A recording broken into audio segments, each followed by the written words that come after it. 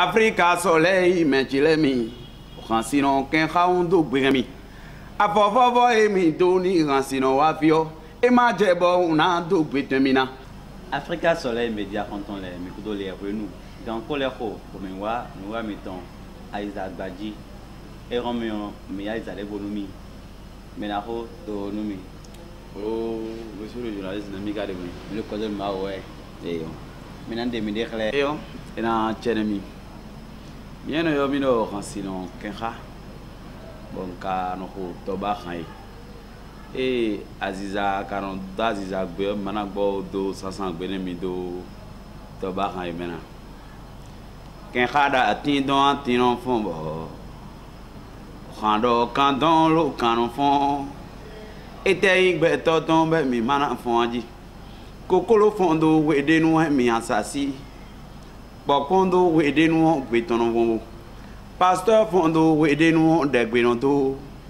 bokono lo mono sa magbe tombo kansino ken khaundo de gbe no che ala kumbalwa yo no eno to bo pe oji bi no to ken khaun fondo we de nu ran gbe vivi me kansino ken khano fondo bondo mando gbe ni me chile do gbe ga me doji ne mi fon mi gbe vala foyin kansino ken khaunde mi do dagbain les deux mi canon font tegbe ne autour mi tole mi nanon font tegbe oui merci et na chanomi on Aziza Kenha oui on pas mi non ko lo mi no toba mi non ko toba re mi non ko et lo do ko mi la non ko jan ya lo fe go monter mi de tome ko monter mi tome toba o khan oui mariton ouais quand c'est non Kenha non ko nkasi wuro vogumo kegede mea do de tocha le dole no ko bon wamo tocho ganyon le ku do manzon lu ha lo se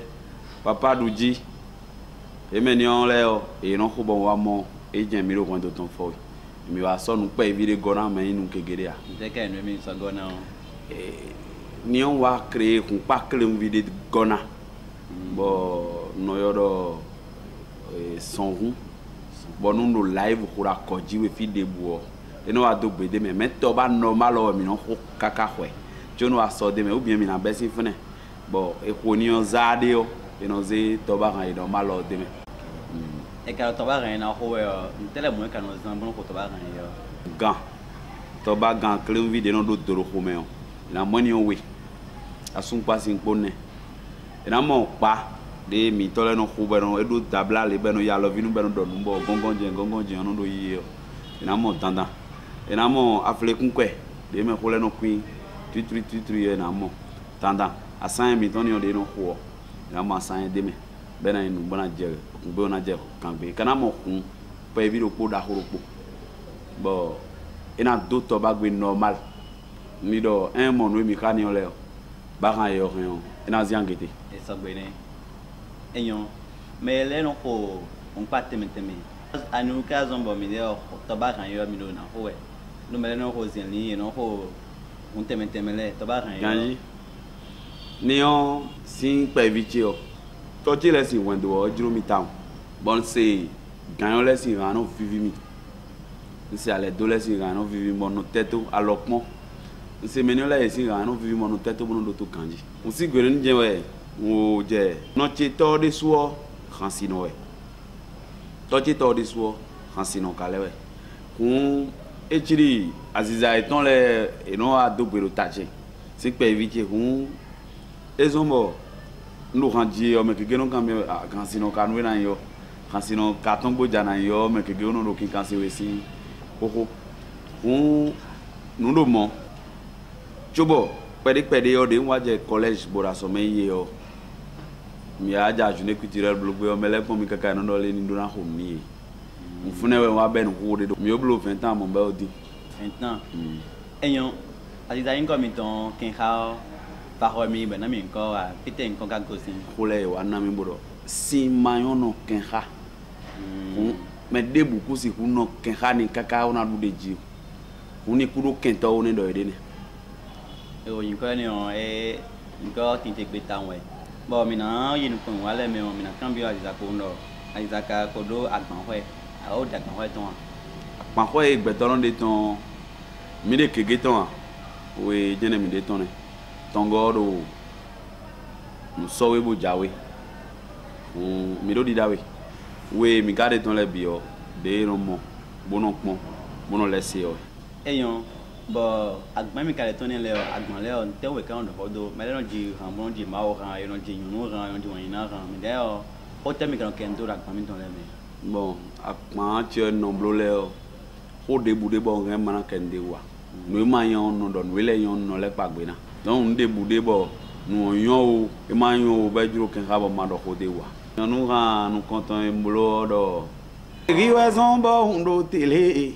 te non convito a forma kumi, sinon qu'un ha undo tije me. Ye, ananu ja forma kumi ne me. Riwazon bo undo tele, te non convito a forma kumi, sinon qu'un ha undo tije me. Nous de ou tu ya, fide we mi do so dai so mo we. Ndo te konwe somo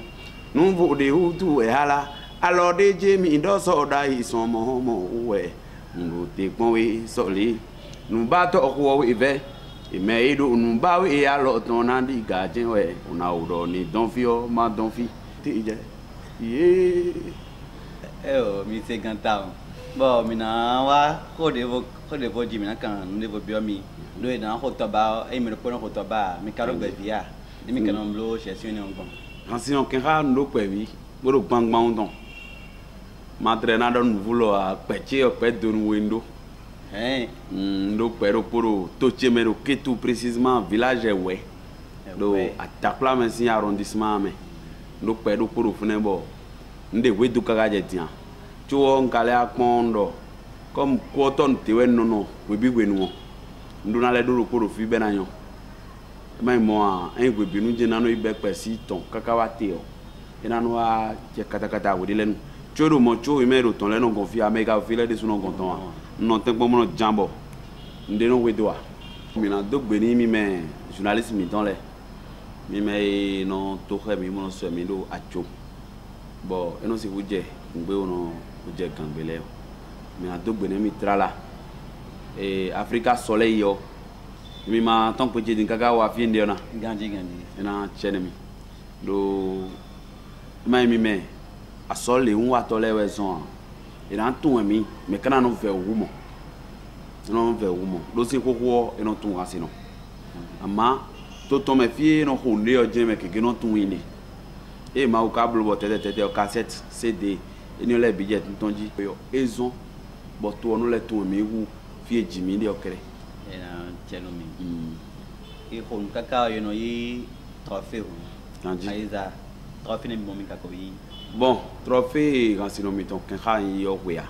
mina you no koloni wale me bo mentile o ina komodo mingi podonzo wato emi no kito mene ngo bo de blonje do nde ya e o tuto mero fune o me kwe aso wada li we nouvelle aso we so bu charu bu de ma ve we na era so a de ori suma kale ve wa na le oro aso anu e ve wo e me khole ko kaka no aso e okay o ve no do wile bi me bo kana so e cha be na ki ko ho no e ve u pedi donc mi de wo o ve ton le no wa ama ina o jan kaka o mi no pon de o no de me no voni de be so no do problème ti a do o kanti le dessous na gbe mi a kwa me do sinon kenra ni gen nano ko toba bon fi juro mi obi wow won wa je mo boni toba pa wanzo pana won teme ka ede yo e non pon no do ka mbono to ko toba hwe bon ko toba bo ale ko ana wanzo fide we do ti da yo e non le besi fi non le dido e yo kun ngwe ka me bo do peri kanchi le bi trala mbesi président de la république mitonji kwe bo je ministre mitonji bo a contre amiral miton CMG miton chef d'état-major général bon colonel miton bagidi chef d'état-major américain et mais non auto ka mi be no moto le kege ton e handene et na on colonel Shimato ngana on commandant ti to menu ga ben chef de corps ti commandant ti akuri ka me vive da hombo et mais no do bon no do le en si fu on do me da ho gbedia mais kege le po mi si ku ka me bia lo mi degon mi dadi ko impo no e ko ka lo bole e hansino o tele mo mi kana mondo handiji fian pa we ouvert quand sinon qu'un canon mon et ouais ouvert nomo tchono amokwe bono ablo album chileo ouvert da hobione mai moi ainda quand tu parles vers au milieu et quand une répétition blabla no vers au milieu quand il est no jam bon son montant na blabla répétition ai moi mais ouvert da ho de nomo ouais akwe tchono na amakwe do c'est de ko de mai 1 million 2 millions sinon tchono am lancement blabla no bio et oui bio na 33 millions si côté 5 millions si côté dépend no blabla de dagbagon alignon nous ouvert da ho no de nimi ni on ndogbe ni me pe no ogwalo mi on ndogbe ni kaka je kan ko me mi de ti on manada dingba ni mi an sponsor mi po bi bai mi odo kege ton mi dogbe ni me no blo ni mi le mi dogbe ni egun ye kan me eyon o eromendion Bénin mi o Bénin on musique temeten do Bénin on pas temeten do Bénin quand on dit le Bénin au Bénin on t'aime camolo quand elle est quand le Bénin dit bon et non le comment bon quand les souvent gandi quand et ma c'est pour la codie à quand les même bon pour me faire quand sinon des cadeaux fi da ho le dit si ça le dit on me ko mi ton le dit quand vai na la vérité pour on me ko mi ton le dit quand que gere be ro didi on me dit bon nous y a des sons de grand-mère les nous raton d'auto la pino ni les nous raton d'auto et dans yon nous rawe te et ran pleble te de mais nous y a des canon de me be no modo moins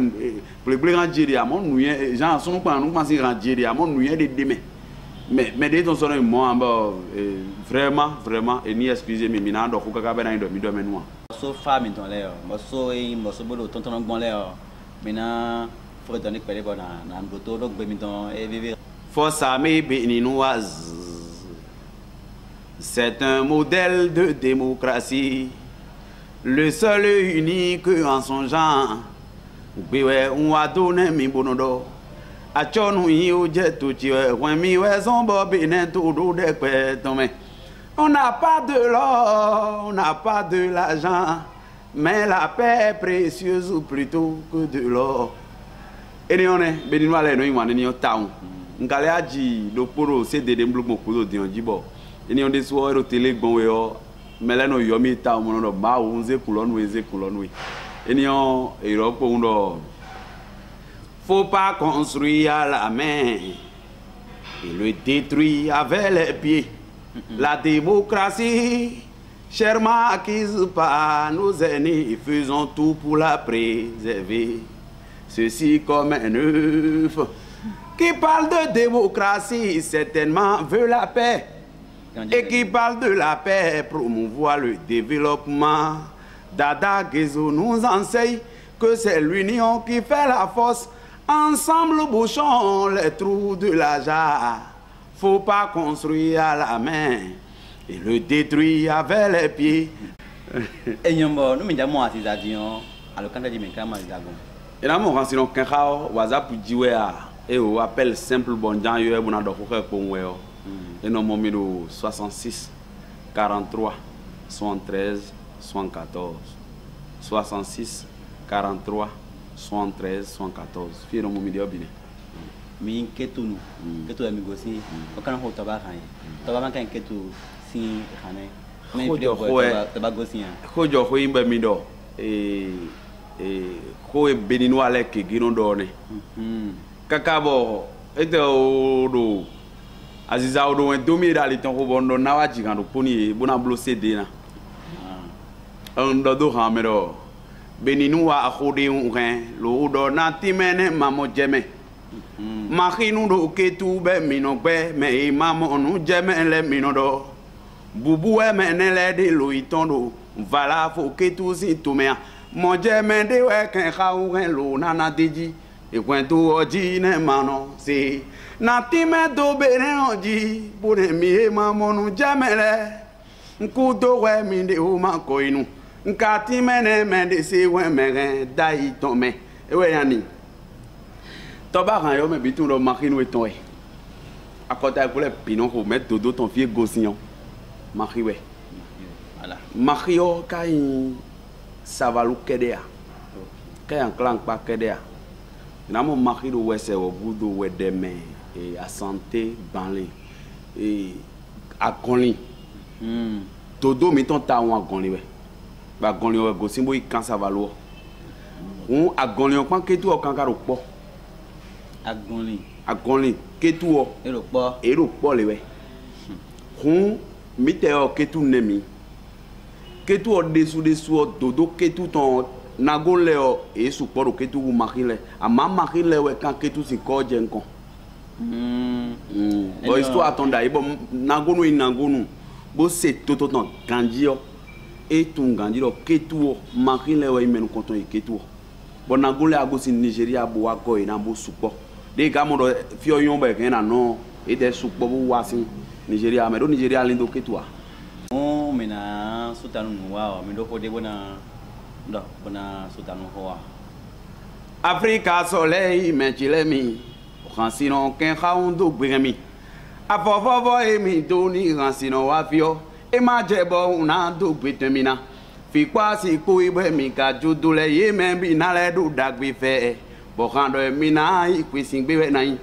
Emende do turumi do kanyemele mi meiro kunpomi wile mi masia.